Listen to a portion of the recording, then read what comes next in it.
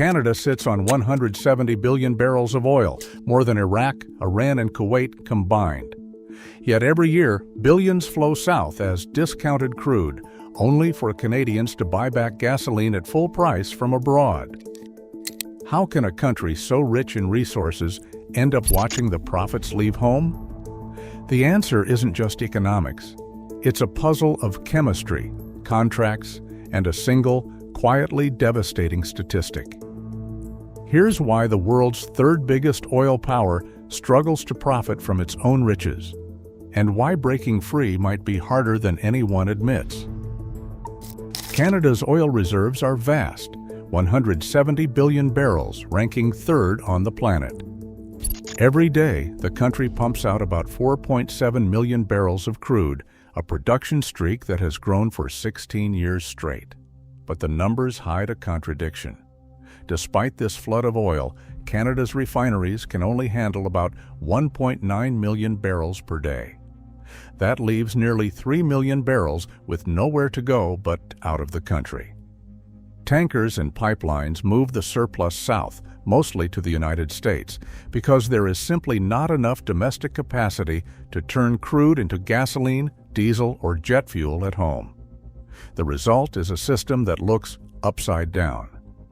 While oil flows out, finished fuel flows in. Gas stations from Vancouver to Halifax depend on imported gasoline and diesel, even as Alberta's oil sands churn out record volumes. It's a gap that has persisted for decades, immune to government promises and industry proposals. In 2025, Canadian exports of crude oil hit 129 million barrels in January alone. Yet the country still spends billions every year to import the very products its own resources should provide. This is not a shortage of oil. It is a shortage of the right kind of processing power. The numbers do not just add up to a missed opportunity, they reveal a structural flaw. The world's third largest oil reserve holder is forced to ship its wealth abroad, then buy back what it needs at a premium. The economic stakes are set before a single drop is refined. Western Canadian Select, WCS, is the benchmark for most oil produced in Alberta. But Western Canadian Select does not fetch the same price as oil traded in Texas or Europe. For years, Canadian producers have watched their crude sell at a steep discount, often $20 to $30 less per barrel than West Texas Intermediate. That gap is not just a technicality. It is a wound that never closes, draining billions from the Canadian economy every year. The reason is leverage, or the lack of it. Almost all of Canada's exported oil heads to a single destination, the United States. In 2025, over 90% of Canadian crude exports still flowed south, with American refineries acting as gatekeepers. These Gulf Coast plants are built for heavy, sour crude like Canada's, and they know their position. With only one real buyer, Canada has no bargaining power. The price is set in Houston, not in Calgary. The result is a one-way transfer of value. Canadian crude is bought low, refined in Texas and Louisiana, and then some of that gasoline and diesel is shipped right back across the border, this time at full international prices. Every barrel sold at a discount means less revenue for Canadian producers, fewer royalties for provinces, and less tax collected by Ottawa. Even as new pipelines open and production climbs, the discount trap remains. The numbers are stark. In a single year, a $10 per barrel discount on 3 million barrels a day adds up to more than $10 billion lost. When the gap widens, the bleeding only gets worse. This is the reality of being a captive supplier. Canada's oil wealth leaves at a markdown, while the profits from refining and selling finished fuel accumulate elsewhere. The economic loss is not hidden. It is built into every deal, every day, as long as Canada relies on a single foreign market to buy its crude. Nearly all of Canada's oil, 97%, comes from the vast oil sands in northern Alberta. But this is not the free-flowing crude most people picture. Instead, it is bitumen, thick, sticky, and almost solid at room temperature. Extracting it requires either gigantic trucks scooping it from open pits or pipes injecting steam deep underground to melt it loose. Both methods devour energy, and they still leave a product that is too dense to flow through a pipeline. To make bitumen flow, producers blend it with lighter hydrocarbons called diluent. That creates a mixture known as dilbit, or diluted bitumen. Here is the catch. Nearly 1/3 of every barrel shipped is not oil at all, but diluent added only for transport. That means millions of barrels crossing the continent each month are part oil and part pipeline lubricant, diluting not just the product, but also the potential profits. Even after the journey, the challenge is not over. Bitumen is among the heaviest and most sulfur-laden crudes on the planet. Refining it into gasoline or diesel demands specialized equipment. Cokers to break down heavy molecules, hydrocrackers to upgrade quality, and powerful desulfurization units. Most refineries in Canada and around the world simply are not built for this job. The few that can handle it are often thousands of kilometers away, leaving Canadian producers with little choice but to sell at a discount. The chemistry of bitumen, more than any market or policy, locks Canada into exporting its wealth in a raw, undervalued form. Canada's refineries tell a story written decades ago. Across the country, about 15 main plants convert crude oil into gasoline, diesel, and jet fuel. Nearly all of them were built for a different era, when light, sweet crude from Western Canada and overseas was the standard feedstock. The oldest facilities date back to the 1950s and the 1960s, and even the newest major refinery opened more than 30 years ago. Their equipment, distillation towers, hydrotreaters, and reformers was installed for oil that flows easily and contains little sulfur. But bitumen from Alberta's oil sands is dense, loaded with sulfur and heavy metals, and almost solid at room temperature. Processing it requires cokers and hydrocrackers, multi-billion-dollar units that most Canadian plants simply don't have. This mismatch isn't a minor technical detail. It is the reason why domestic refineries can only handle about 1.9 million barrels per day, less than half of what the country produces. Even if every plant ran at full tilt, most of the oil sands output would still have to go elsewhere. Meanwhile, refineries along the U.S. Gulf Coast are built for heavy, sour crude and can process Canadian bitumen efficiently. Their equipment matches Alberta's output almost perfectly, a legacy of decades spent refining oil from Venezuela and Mexico. The result is Canadian crude traveling thousands of kilometers to be refined abroad, while local plants sit underused or process imported oil better suited to their aging hardware.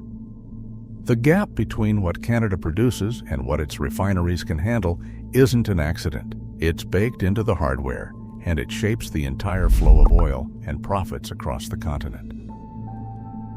Fort McMurray sits at the heart of Canada's oil sands, surrounded by endless stretches of boreal forest and muskeg. More than 1,000 kilometers separate these fields from the nearest ocean. The country's largest cities, Toronto, Montreal, and Vancouver, lie even farther away, each more than 1,500 kilometers south, pressed against the U.S. border. Nearly 90% of Canadians live in this southern ribbon, a world apart from the resource that fuels their economy. Moving oil out of the north is a logistical marathon. Every barrel begins its journey deep in Alberta, traveling by pipeline, by rail, or by truck over vast plains and mountain ranges.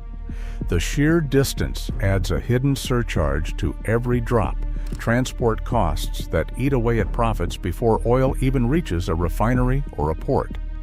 The farther the journey, the thinner the margin.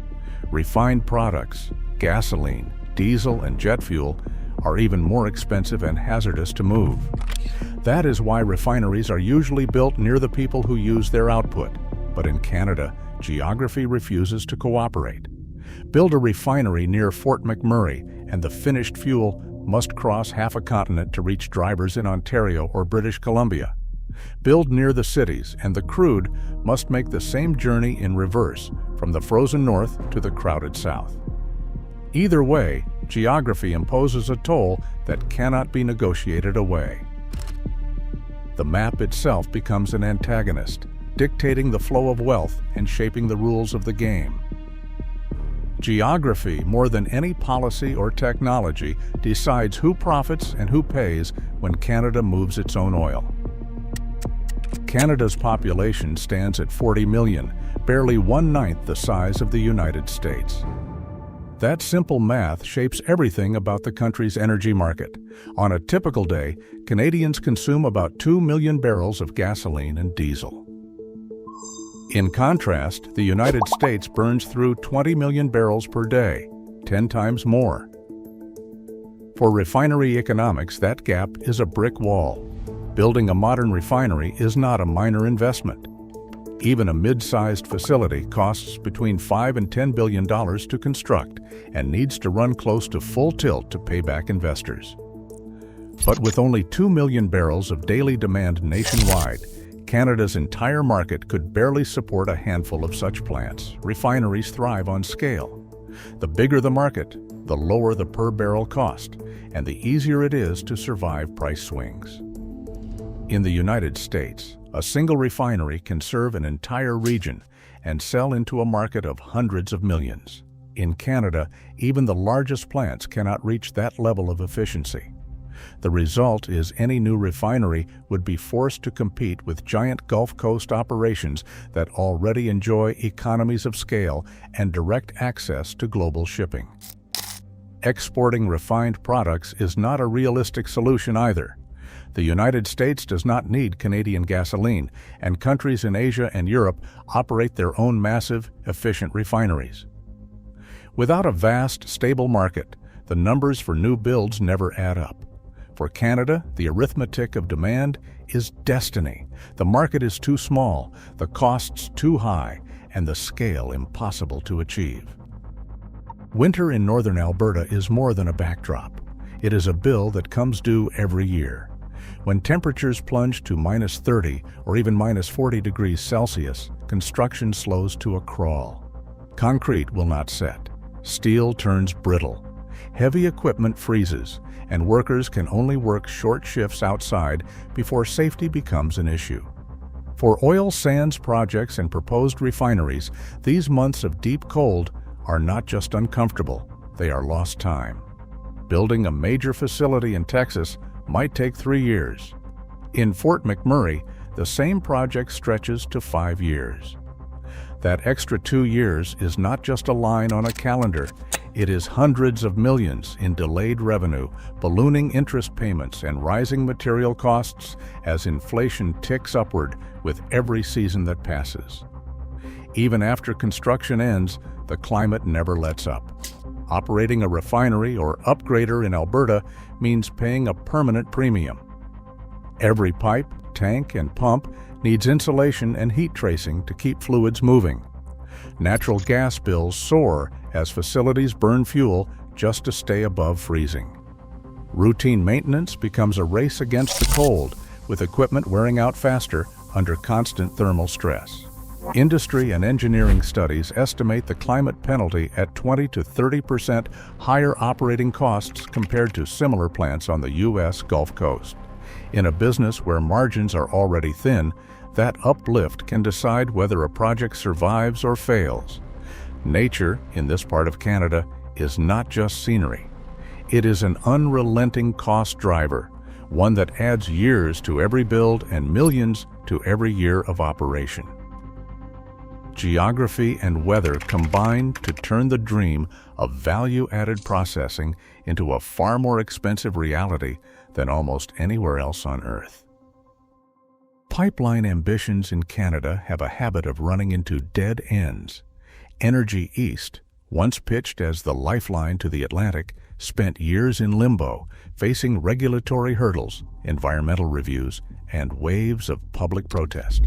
By 2017, the project was canceled outright, leaving behind a trail of sunk costs and dashed hopes for access to overseas markets.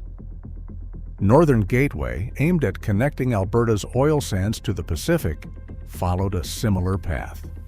Indigenous communities along the route raised concerns about spills and threats to their land and water. After years of legal battles and mounting opposition, the federal government pulled the plug in 2016. Trans Mountain, the one pipeline that did break through, became a saga of its own. Originally budgeted at $7 billion, the expansion slogged through court challenges, protests, and shifting political winds. By the time the first barrel flowed in 2024, the price tag had ballooned to nearly $31 billion. What was supposed to be a quick fix for market access turned into a 12-year ordeal and a lesson in how infrastructure dreams collide with reality. Each of these projects was designed to break Canada out of its export straitjacket, yet all but one failed, and the survivor came at staggering cost.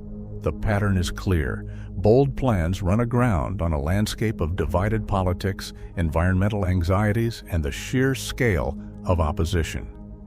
Instead of opening doors to new markets, canceled and overrun pipelines have only tightened the trap, reinforcing Canada's role as a supplier of raw resources with little control over where its oil goes or what price it fetches. Economists have a name for this predicament: the resource curse. It is a system where a country blessed with natural riches, oil, minerals, timber, finds itself stuck exporting raw materials and importing finished goods at a premium. In Canada, the evidence is everywhere. Decades of technological progress, world-class engineers, and billions in investment have not changed the basic pattern. Crude oil leaves Alberta by the millions of barrels, but the real profits are captured far away, wherever refineries turn black gold into gasoline, diesel, and jet fuel. Meanwhile, Canadian consumers fill their tanks with fuel that is often made from their own oil, refined and marked up abroad, then shipped back across the border. This is not just a quirk of history or a failure of imagination. It is a structural trap locked in by geography, market size, and the physics of heavy oil. The country's vast resources have become a double-edged sword, abundant enough to support a giant export industry, but never quite positioned to anchor a domestic value chain.